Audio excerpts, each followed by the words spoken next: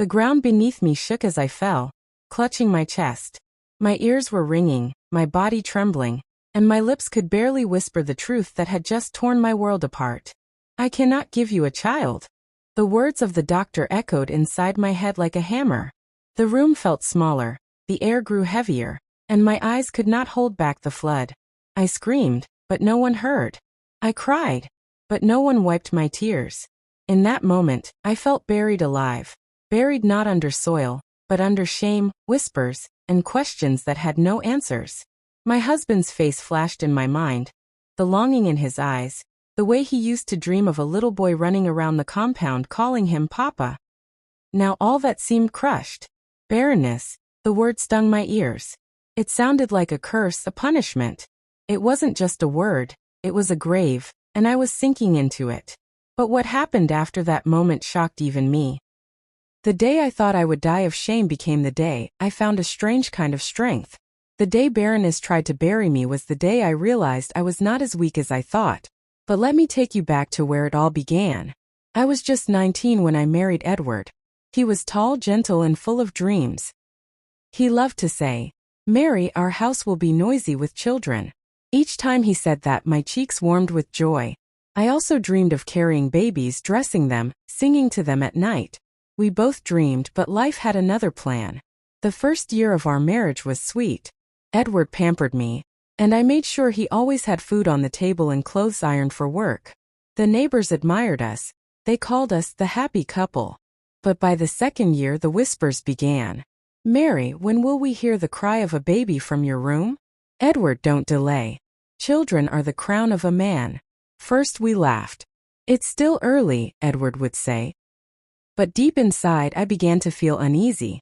Each month when my flow came I would cry quietly in the bathroom. Edward always hugged me, whispering, "Don't worry, love. Our time will come." But months turned to years. 4 years. 5 years. Nothing. The whispers turned into mockery. Some neighbors stopped hiding their laughter. One woman even told me, "Mary, a woman without a child is like a tree without fruit. Useless." Her words cut through me like a knife. Then came the day that changed everything. Edward's mother arrived unannounced. She sat in our living room with a face as hard as stone. "Mary," she said, "5 years and nothing. What kind of wife are you? A woman who cannot give a child is a shame to her husband." Tears filled my eyes, but I stayed quiet. Edward tried to defend me. "Mother, please," he began. But she raised her hand and cut him off. "Do not defend her. She is bearing your name. A man without a child is not a man. If she cannot give you a child, I will bring another woman who will." Her words echoed in my chest like thunder. I wanted the ground to open and swallow me. I wanted to vanish. That night, I could not sleep. I stared at Edward, wondering if he too would give up on me. But he held my hand and whispered, "Don't cry. You are my wife. I choose you. No one will take your place." Those words gave me hope. But only for a little while. Because just when I thought things couldn't get worse, something happened that shook me to my very core. One evening, Edward came home later than usual. His shirt smelled of strange perfume. I asked, "Where have you been?" He hesitated. His eyes could not meet mine. And then he said something that made my knees weak. "Mary, there is something I need to tell you." The room grew silent. My heart was pounding so loudly I could almost hear it echo inside my ears. Edward's words, "Mary, there is something I need to tell you," hung in the air like a heavy cloud about to burst. I forced a weak smile, pretending to be calm. "What is it, Edward?" I asked, my voice trembling though I tried to hide it. He looked away, rubbing his hands together. His lips moved, but no sound came out at first. When he finally spoke, his words came like a dagger. "Mary, my mother has been speaking to me. She wants me to take another wife." My heart stopped. I gasped, clutching my chest. "Another wife?" My voice cracked. Edward quickly moved closer, holding my hand. "Please listen." I told her no. I told her I love you, that I don't want anyone else. But she is threatening. She says she will disgrace us both before the whole family if I don't listen. She says I must give her grandchildren, whether through you or through another woman. Tears spilled down my face. I pulled my hand away. So is that what you want too, Edward? Do you want another wife? He shook his head violently. No. Mary, don't say that. I don't want anyone else. I want you. But the pressure, it's too much. He buried his face in his palms. Everywhere I go, people ask me, where is your child? Even at work, my colleagues laugh. They say I am not a man because I cannot father a child. Mary, it's killing me. His words pierced me deeper than my mother-in-law's insults. Not because he meant to hurt me, but because I could see the pain in his eyes. He was suffering too. We were both carrying the same shame, only in different ways. That night I lay awake staring at the ceiling. My mind replayed everything. My neighbor's whispers, my mother-in-law's threats, and now Edward's confession. Fear crawled inside me. What if one day he gave in to the pressure? What if he left me for another woman? The next morning I decided something. I would do everything in my power to fight this barrenness. I would not sit still and let it destroy my home. So I began visiting hospitals. Edward followed me. We did tests, countless tests. Each time the results came back, my heart stopped, hoping for good news. But time after time the doctors shook their heads. Your womb is weak, one said. Another said, you may never carry a child. I felt like a broken pot. Shattered, useless, rejected. But then came a little ray of hope. One doctor said, there are treatments. It will not be easy, but it is possible. Do not give up. Those words gave me a new kind of strength. Edward and I prayed. We held hands and cried together, asking God for mercy. I started treatments. Painful injections, bitter medicines, endless appointments. My body grew weak, but my heart held on to hope. Months passed. Then one day I missed my monthly flow. My heart jumped. Could it be? I ran to Edward, trembling with excitement. Edward, maybe I am pregnant. He froze, then his face lit up with joy. Are you serious? He hugged me tightly, lifting me off the ground. Mary, this could be it. Our miracle. The next morning, we rushed to the hospital. The doctor smiled as he looked at the test results. Congratulations, he said. You are pregnant. Pregnant. The word felt like music. Tears of joy rolled down my face. Edward danced around the room like a child. For the first time in years, I felt whole. But happiness, I would soon learn, can vanish as quickly as it comes. 3 months into the pregnancy, I woke up one night with sharp pains in my stomach. I screamed, clutching my belly. Edward rushed to me, panicking. Blood was staining the sheets. No. I cried, my voice breaking. Edward carried me in his arms and ran to the hospital in the dead of night. My heart pounded as the doctors rushed me into a room. I prayed desperately. Lord, please save my baby. Please don't let this be the end. Hours later, the doctor came out, his face heavy. Edward's knees went weak. I looked at him with desperate eyes, my heart already guessing the answer. The doctor's words fell like stones. I'm sorry. She has lost the baby. The world collapsed around me. My miracle was gone. My womb had betrayed me again. I screamed, but the hospital walls swallowed my cries. And that night, as I lay on the hospital bed, empty once more, Edward's mother walked in. And what she said to me next cut deeper than any knife could. The hospital room was cold and smelled of antiseptic. I lay weak on the bed, tears soaking the pillow under my head. My arms felt empty, my womb hollow, my spirit crushed. The sound of the doctor's voice, I'm sorry, she has lost the baby, still echoed inside me like a drum of sorrow. I was still bleeding, still trembling when the door creaked open. And there she was, Edward's mother. Her tall figure filled the doorway, her wrapper tied firmly at her waist, her lips pressed tight in disapproval. For a second, I thought maybe she had come to comfort me. Maybe, for once, she would show me a mother's love. But I was wrong. She walked slowly into the room, her eyes not even meeting mine. She looked at me as if I was a stranger who had failed an important test. Then her voice, sharp and cold, pierced the air. Mary, I warned you. I told my son not to waste his time with you. Look at you now, 7 years in his house, and nothing to show for it. Even the child you managed to carry for a few weeks has slipped away. What kind of woman are you? Her words stabbed me like 1,000 knives. I opened my mouth to speak, but no words came out. My chest tightened, and the tears flowed harder. She shook her head, clucking her tongue. I will not watch my son's life waste away. Enough is enough. If you cannot give him children, I will find someone who can. Edward, who had been sitting quietly in the corner, jumped to his feet.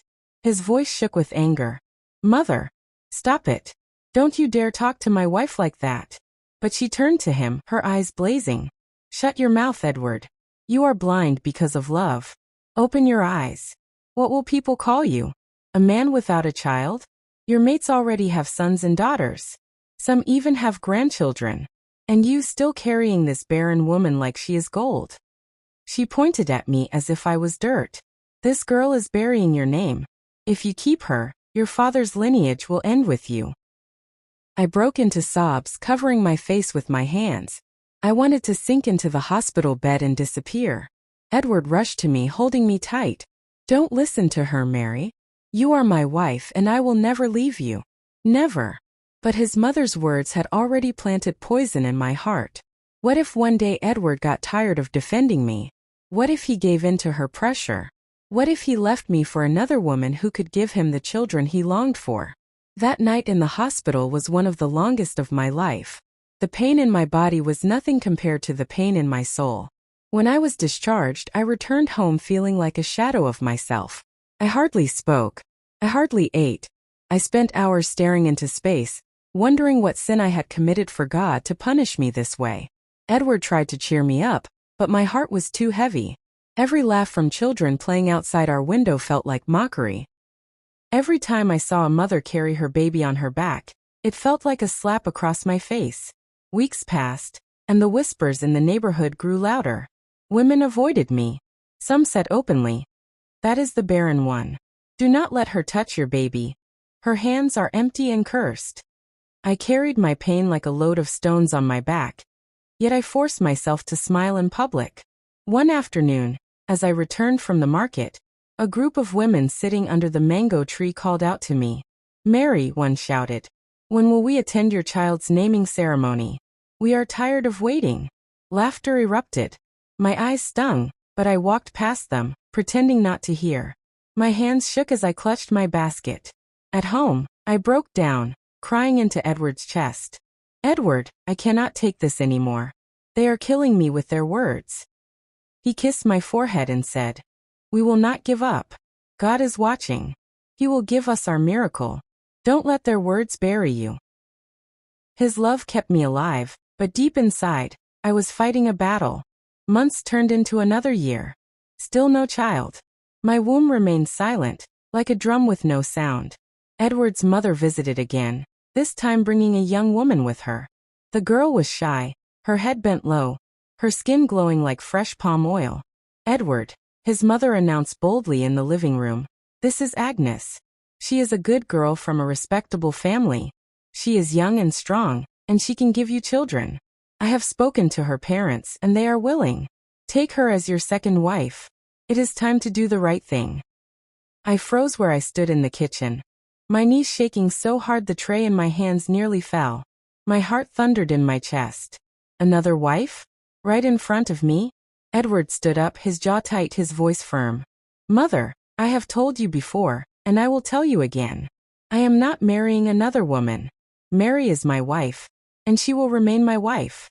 His mother's face darkened. "You are a fool. Do you want to die childless? Do you want people to laugh at me, your mother, that I raised a son who left no child behind? If you will not do it yourself, I will do it for you. Agnes will stay. She will give me grandchildren." I dropped the tray with a loud clatter and ran to the bedroom, slamming the door behind me. I pressed my face into the pillow and screamed. My body shook with rage and sorrow. I could hear voices outside, Edward shouting at his mother insisting, the young girl's soft voice in the background. Later that night, Edward came into the room, his face pale with stress. He sat beside me and took my hand. "Mary, please do not cry." I sent her away. I told Mother never to try such nonsense again. But my tears flowed harder. "Edward, how long can we keep fighting this? What if one day you get tired? What if one day you say yes to her?" He cupped my face in his hands, forcing me to look into his eyes. Listen to me, Mary. I married you because I love you, not because of children. If God gives us children, we will rejoice. If He does not, we will still live together. Do not let anyone tell you otherwise. His words soothed me, but the fear remained. I lived each day afraid that my marriage would collapse under the weight of barrenness. One evening, weeks after the incident, I was sitting outside when a little boy from the neighborhood ran to me, his cheeks round and his eyes bright. "Auntie Mary, come and see. My mama gave birth to a baby girl today." He giggled and clapped his hands.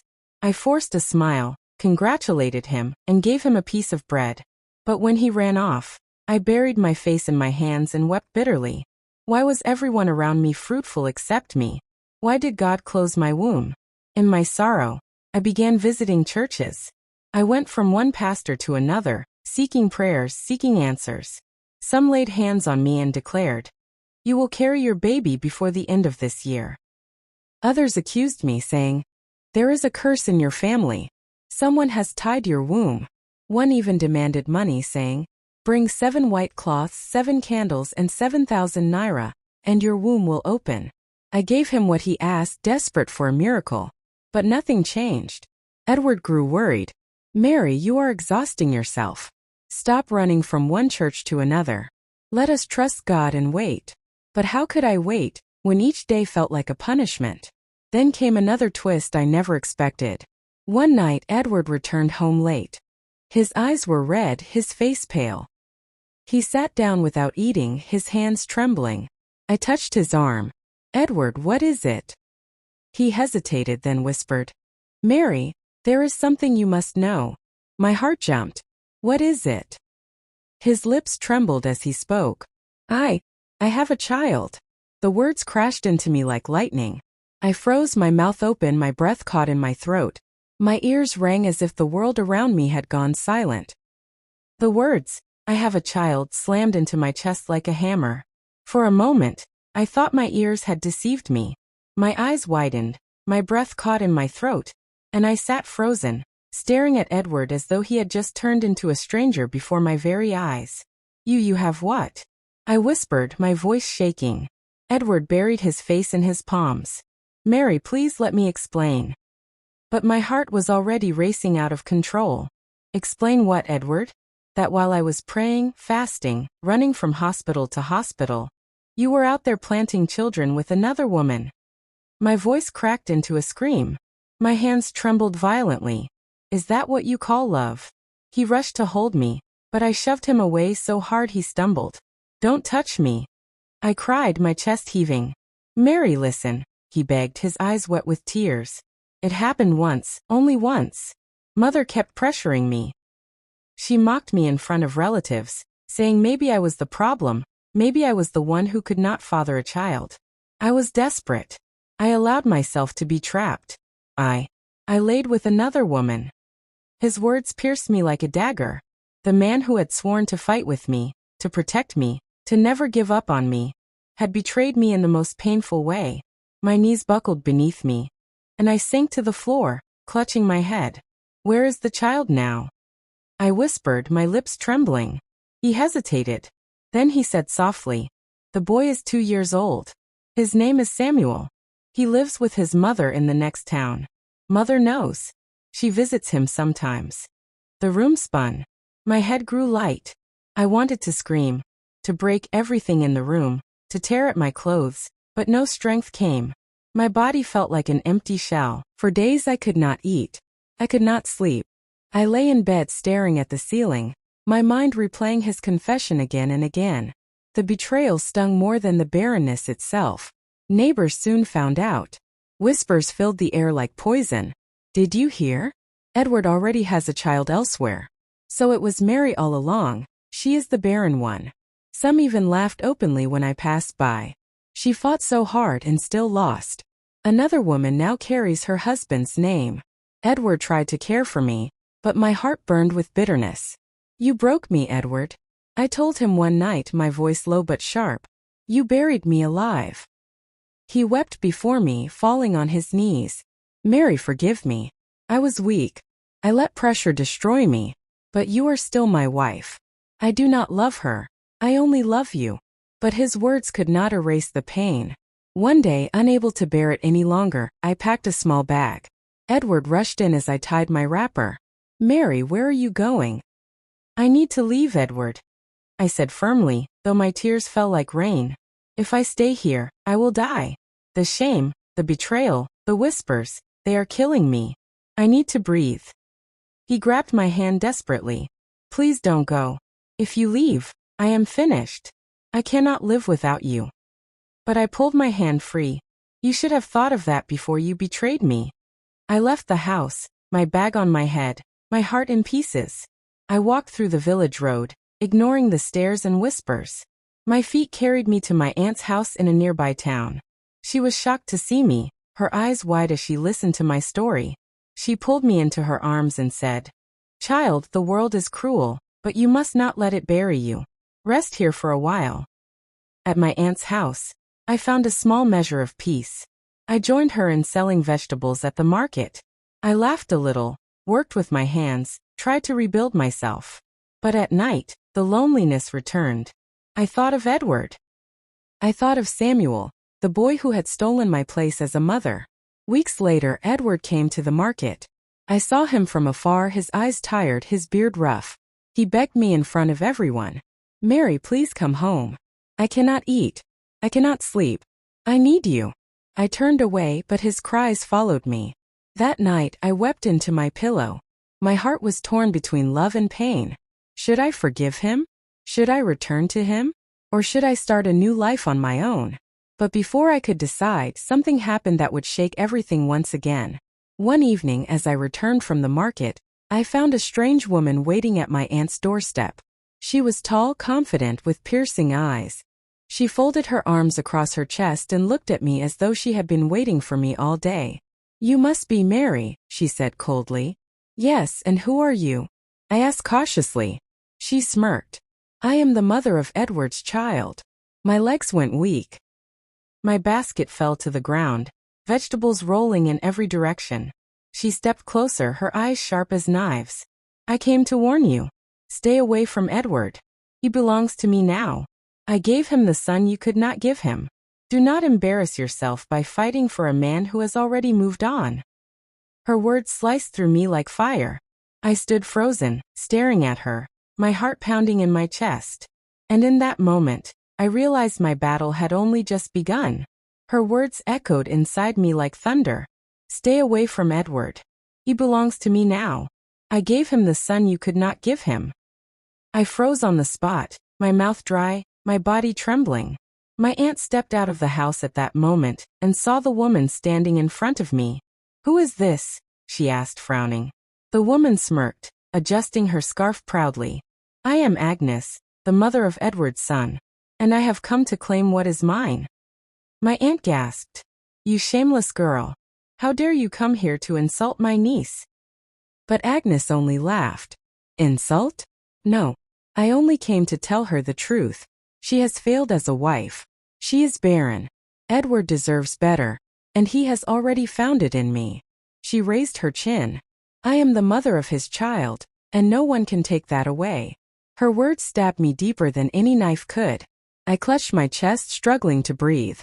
My aunt grabbed a broom and chased her away, shouting, "Get out of here, you snake! Leave before I beat you to death." Agnes hissed, but she turned and walked away, her hips swaying proudly. I collapsed on the stool by the door, tears streaming down my face. My aunt held me close, rubbing my back. "Don't let her words destroy you, Mary. Don't let her bury you." But her words had already planted poison in my heart. That night I lay awake, staring at the ceiling. Agnes's voice replayed in my head. "He belongs to me now. I gave him the son you could not give him." The next morning Edward came again. His face looked more tired than before. His eyes were red, his shirt wrinkled. He knelt before me in the courtyard, not caring that neighbors watched. "Mary, please forgive me. I know I have hurt you. I know I have broken your heart. But I cannot live without you. Please come home." I turned away, my arms crossed tightly around me. "Go to Agnes," I said bitterly. "She is the mother of your son. She is the one you chose." He shook his head, tears running down his cheeks. "I never chose her. It was one mistake, Mary. One mistake. She trapped me. She used my weakness against me. I don't love her. I love you. Please believe me. My aunt stood beside me, her arms folded. Edward, do you realize what you've done? You shattered this girl's heart. You humiliated her. And now your mistress comes here to insult her. Do you think forgiveness is that cheap?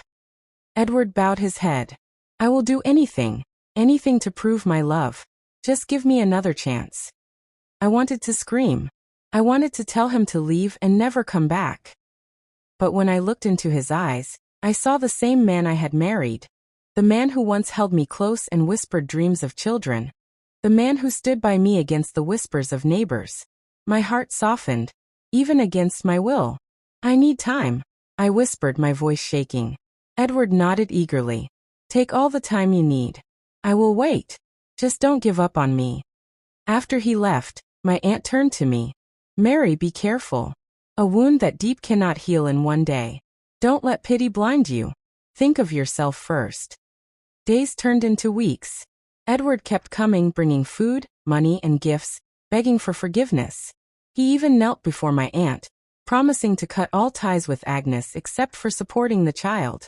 Slowly, my heart began to thaw. I still loved him. How could I deny it? Barrenness had already stolen so much from me. Would I let it also steal the only man who truly cared for me? One Sunday after church, I told my aunt, I am going back. I cannot live without him either. My aunt sighed deeply, then hugged me. If that is your choice, I will not stop you. But remember, child, forgiveness is not forgetfulness. Be wise. When Edward saw me return, he wept like a child, holding me tight. Thank you, Mary. I swear on my life, I will never betray you again. For a while, peace returned. We ate together, laughed together, prayed together. But the shadow of barrenness still hung over us. Every time Samuel's name was mentioned, I felt a knife twist inside me. Every time I saw children running past our window, my heart ached. One night, Edward held my hands and said, Mary, let us adopt a child. If God has closed your womb, perhaps He wants us to show love to a child who has no parents. The thought stirred me. Adopt. I whispered. Yes, Edward said gently. It will not erase our pain, but it will fill our home with laughter. A child is a child, whether from our wombs or not. Tears filled my eyes. Could I really love another woman's child as my own? Could I raise a child and not feel the emptiness in my womb? I did not know, but the idea gave me a tiny spark of hope. We began visiting orphanages, meeting children whose eyes carried stories of abandonment and sorrow. Some clung to us desperately, as if begging to be chosen.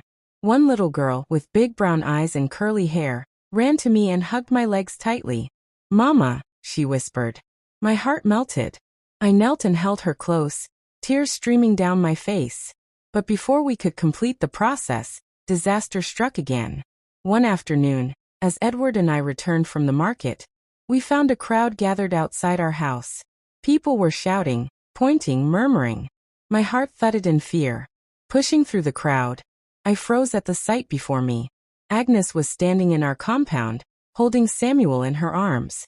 The boy's eyes were wide and innocent, but Agnes's face was filled with fire. You think you can erase me? She shouted. You think you can pretend I don't exist? Well, here I am with Edward's son, his only son.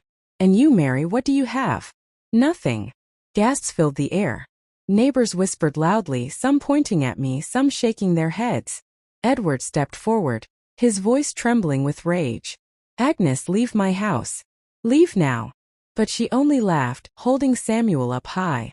This is your blood, Edward. Your flesh. Your future. And you want to deny him for this barren woman.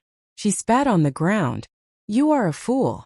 The crowd murmured louder, some even clapping in support of Agnes. I felt the ground tilt beneath me. My vision blurred. My body shook violently as her words hammered into my soul. And before I knew it, everything went dark. I opened my eyes slowly, the room spinning around me. The first thing I saw was Edward's worried face hovering above mine. His eyes were red, his cheeks stained with tears. I realized I was lying on a hospital bed again, the smell of medicine filling the air. My body felt weak, but strangely my heart felt lighter than it had in years. "Mary," Edward whispered, gripping my hand tightly. "You fainted. I thought I had lost you. Please don't leave me." His voice cracked. I stared at him, my lips trembling. "Edward, I cannot keep living this way. Barrenness has tried to bury me with shame, with betrayal, with whispers, with the cruelty of the world. But I refuse to let it finish me." Tears streamed down his face as he nodded. "You are stronger than anyone I know, Mary. Stronger than me. I don't deserve you, but if you give me one more chance, I promise I will fight with you, not against you." I squeezed his hand weakly. "We cannot undo the past. You have a son with Agnes, and that will never change. But what I can change is how I choose to live from this day forward. I will not let her insults, your mother's threats, or my empty womb bury me alive. I will live. I will laugh. I will love." His tears fell onto my hand. "And I will stand by you no matter what." Days later, I walked out of the hospital not as the broken Mary who had fainted in shame, but as a woman who had found her strength. Yes, I had no child of my own womb. Yes, the world called me barren. But I realized barrenness was not just about the womb. It was about the spirit. And as long as I refused to let it break me, I was not barren. Edward and I made the decision to adopt. Months later, we welcomed a little girl into our home. A child who had been abandoned, but whose laughter filled every corner of our lives. I named her Hope, because she was proof that even when everything seemed lost, there was always light waiting in the darkness. Agnes continued to raise Samuel, and though her presence sometimes stung, I chose peace over bitterness. Edward supported his son, but our home was no longer a battlefield. It became a place of healing. The neighbors who once mocked me now marveled at my courage. Some whispered still, but their words no longer held power over me. My mother-in-law never fully accepted me, but her opinions stopped mattering. I had found a new strength, one that came not from the approval of others, but from deep within. Looking back, I see clearly now. Barrenness did try to bury me. It pushed me into the grave of shame, betrayal, and despair. But I refused to stay buried. I stood up. I lived to tell my story. And if there is one lesson I want every woman, every man, every person who hears my story to learn, it is this. Your worth is not defined by what you cannot produce, but by the love, courage, and strength you carry inside you. Children are a blessing, yes. But even without them, you are still whole. Even without them, you can still laugh. Even without them, you can still live. I am Mary. I was called barren. But today, I stand not as a woman buried by shame, but as a survivor who lived to tell her story.